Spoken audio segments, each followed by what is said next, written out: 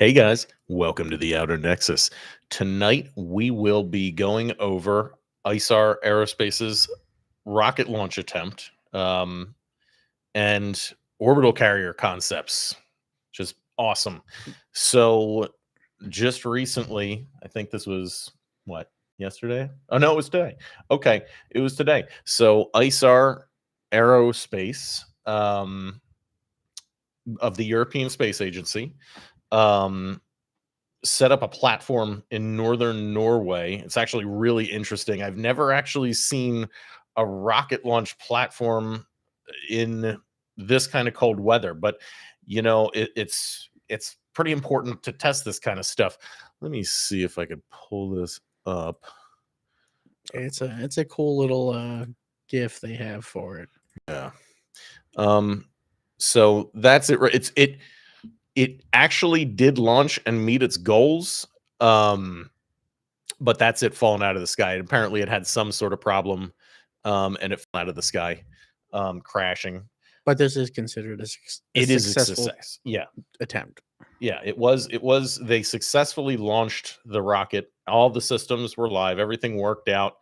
Um, The flight from a spaceport in northern Norway marked the first time a rocket capable of reaching orbit was launched from continental Europe outside of Russia. Manufacturer Isar Aerospace said the rocket, called Spectrum, was airborne for only about half a minute before dramatically falling into the chilly Norwegian Sea. Isar Aerospace and other European startups are scrambling to seize a segment of the rapidly expanding space race, currently dominated by companies and government owned entities in the United States and China. And I think that's the most important takeaway from this article is that even in Europe, you're having space startups happening to, like they said, scramble to seize a segment of this rapidly expanding industry that's happening. Um, it's not wholly government controlled anymore. The company framed Sunday's launch as a step towards that goal, saying in a statement, Isar Aerospace met its set goals. After ignition of its first stage, Spectrum successfully lifted off for its first test flight, lasting approximately 30 seconds. This allowed the company to gather a substantial amount of flight data and experience to apply to future missions. As a company with European roots, we are proud to have shown that Europe has an enduring capacity for bold thinking and grand achievements. I hope so. The company's CEO and founder said in the statement, we will be able to serve customers from around the world to bring their satellites into space and to help Europe solve a major blind spot in its security architecture, access to space. And that's a fact right now. Because right now their only access to space is through the US. Through the US and when weirdly enough, Russia. Yeah. Which is kind of a weird dichotomy that's how they've been doing it over there, is by using Russian launch pads. Let me see. The European Space Agency, which is made up of 23 member nations, has already launched rockets into orbit, as have companies such as the French-run Ariane Group. But both launched flights from outside Europe, mainly at spaceports in the Americas. Okay, so there, in the Americas. Leaders in the space industry include Elon Musk's SpaceX, which has launched hundreds of rockets into orbit. Europe has historically lagged behind. Yeah, I mean, and I think it's great. I think it's really impressive that they're trying this. They're at least trying to dip their toes into this. What do you think, Billy? I think it's an important step too. I mean, like they said, it's a monstrous hole. Yeah, in their ability to move forward, because the whole thing, even for the United States, is you cannot be reliant on outside powers to provide you the things you need for your own safety and security. And this is a big step for them to move towards that. I hope it continues to go well for them. I hope they, meet all their goals and promises, but it's the beginning. This is actually, it's weirdly enough kind of like the beginning for them. I mean, they've obviously they've done stuff before, but this is kind of the beginning for a real space program, a real restart at a space program for them, it seems like. Yeah. And it's going to involve the commercial space industry. It's going to involve contractors, outside help, and that's just kind of how it is. And leading into that,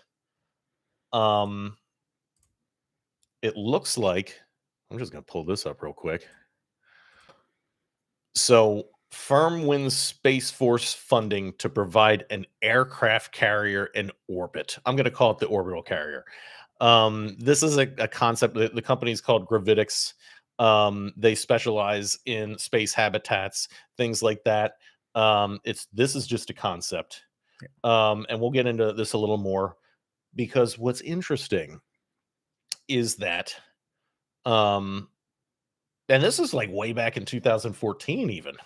I'm just going to pull up the tabloid because tabloids are best for these subjects. Let's pull this up. LA Mail, because they're reliable. This is from 10 years ago. This is from November 2014. Could the Avengers helicarrier become a reality? U.S. military is developing a flying aircraft carrier to launch swarms of drones. Okay. DARPA has invited people to submit ideas for a flying aircraft carrier. The concept resembles the helicarrier from the 2012 film The Avengers. Come on, guys. We have to get these Marvel fanboys out of here. Listen. There's better orbital carriers. Okay. There's better orbital carriers than the Marvel helicarrier. Yeah. We don't need the Millennium Falcon. What we need. So let's see yours, Mark. What we need the Battlestar. Okay, this is a fully enclosed carrier. It has launch tubes. We know it's capable of supporting a fleet.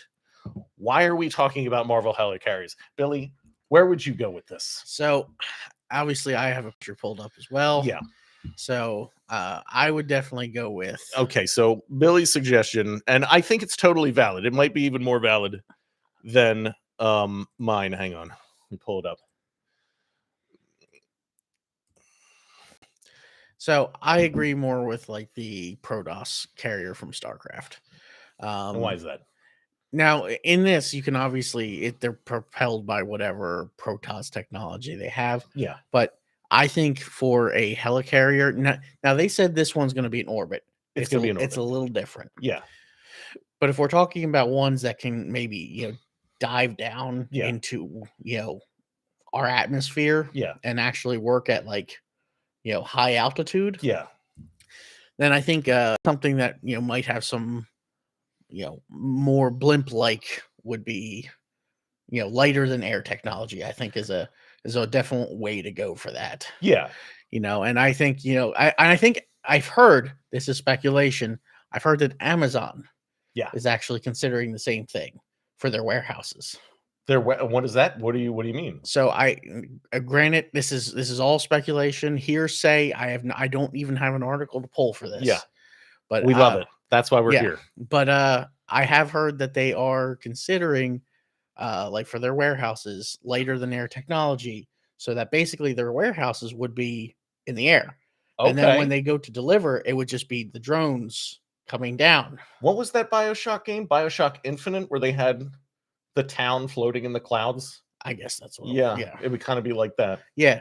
And then one of the issues that they were having with these is how, granted, it would be close enough, hopefully, that the drones could return and recharge back at the, big warehouse. Yeah. But one of the things that they were having issues with is the drones may not have enough power to do that. But one of the things they did come up with, and this is less hearsay, this is more grounded, is that they're trying to figure out now how to have them charge off of power lines. Off of power lines? They land on the power lines. Like a bird? Like a bird.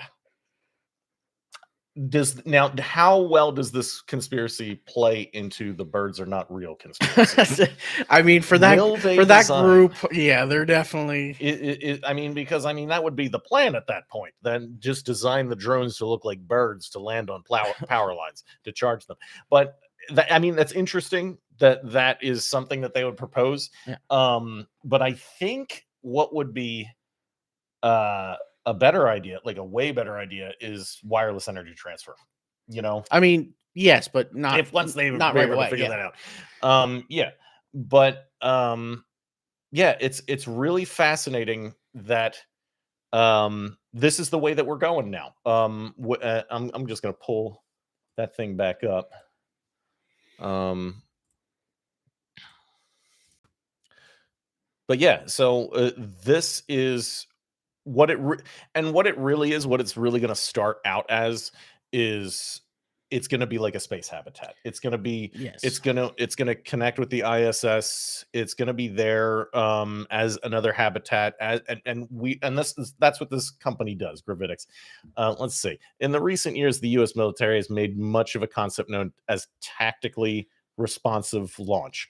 This essentially means that if there is some rapidly developing threat in space, say an adversary takes out a key national defense satellite, the military would like the capability to rapidly fuel a satellite on Earth, mate it to a rocket, and launch it into space.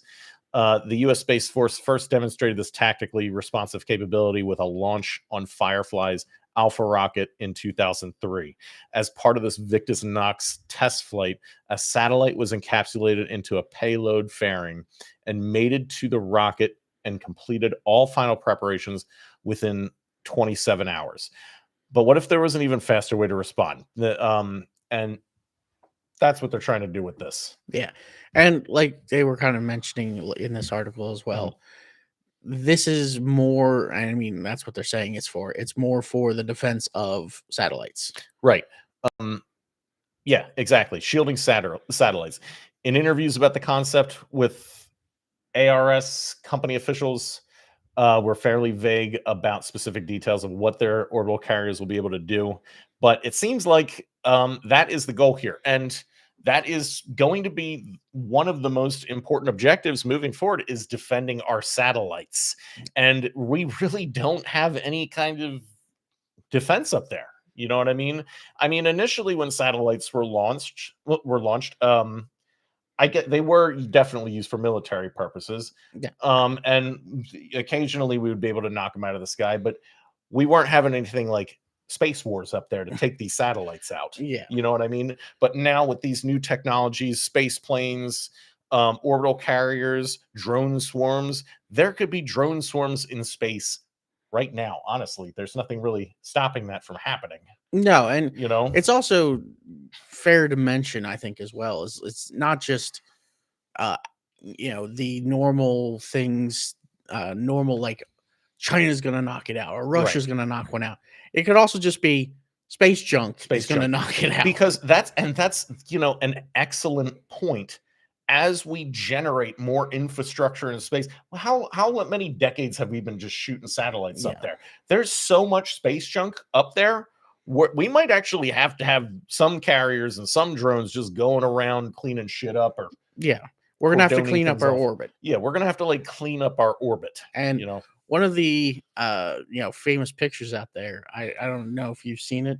It's where like a piece of plastic yeah, hit a piece of metal in space going, like it was some crazy, yeah, 15 plus thousand miles an hour, yeah, and it it craters the metal. yeah, Like it was just like a little tiny thing, and yeah, it ended up and it's like that's how fast these things are moving. Like yeah. it doesn't have to be big; it's going to destroy what it touches. Yeah, and so you think about it.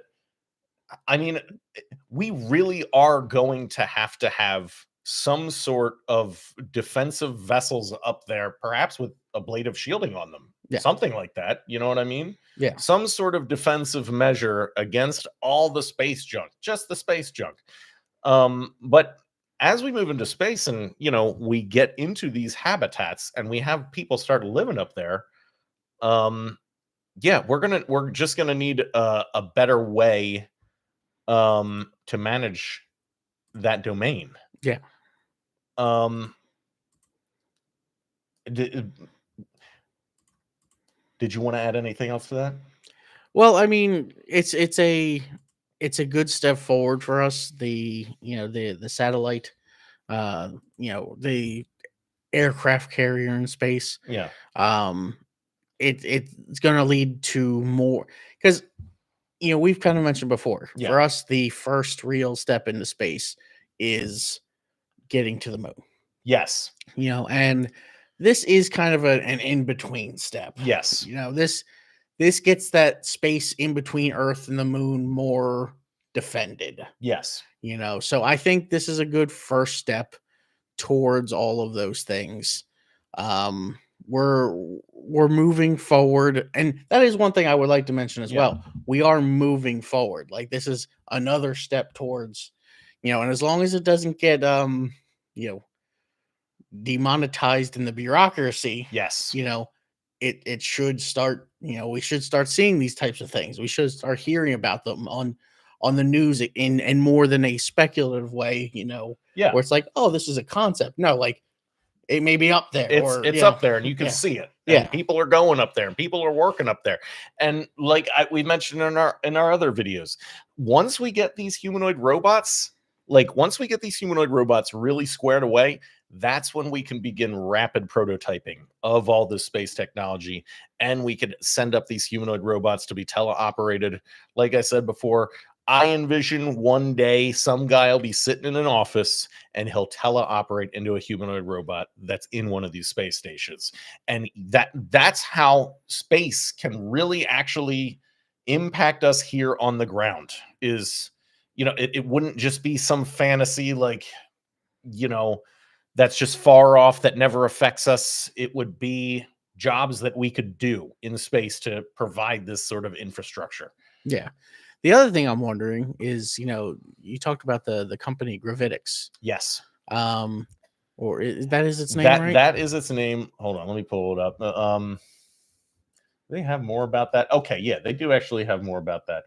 Um, But yeah, the thing that they, you know, said was their, you know, the picture that they showed. mhm, You know, it's circular. yes. Um, you know, I'm thinking that they're probably going to make that thing rotate. Oh yeah, no, that's exactly Yeah. what. Yeah, I'll just read it. Gravitics was founded in 2021 to build large structures in space for habitation or other purposes, and its name reflects a long-term desire to provide artificial gravity. The company's initial product is a module with a 4-meter diameter that can provide power and pressurized volume. It is already working with Axiom Space to support its operations and could work with other space station companies.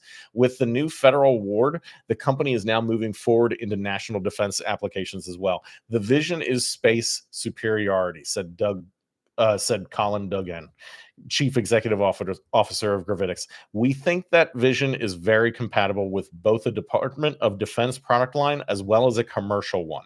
Orbital carriers, in their broadest sense, are really based off of the same vehicle. One is in an unpressurized state to be able to provide these mobility capabilities to the DoD, and one is in a pressurized state to be able to provide logistics and services, station expansion options, power supplementation for station operations. So I guess that means that the one is in an unpressurized state. I guess maybe when they need to move it around. Is that what they mean? Yeah, the pressurized Yeah. state in order for there to be like oxygen and you know, Right. and then an unpressurized state so that when they Need to detach it and stuff. will either need to detach or if they had something that needed to be deployed out of it, Yeah. like a fighter of some sort, Right. it's already in the atmosphere. It doesn't have to depressurize. Yeah. You know, so that's one of each. And that's what it might actually be, something like Battlestar Galactica, where we have these orbital carriers and they have actual launch tubes for drones, Yeah. for drones that could be space planes. You know, that's pretty wild stuff. Gravitics is also doing preliminary work on a large module 7.6 meters in diameter known as StarMax. This has included pressure testing. A single StarMax module would have a pressurized volume of 400 cubic meters, which is about 40% of the size of the entire International Space Station. Wow. So these are, oh, look, and right at the end, such a vehicle would in theory be large enough to deploy TIE fighters. Wow. So these are large structures. These are going to be large connected structures.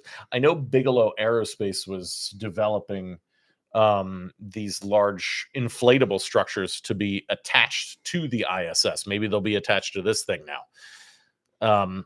But yeah, that is some really fascinating stuff. Looks like the future is now. All right. that's gonna wrap up this episode. We'll catch you next time. Yep.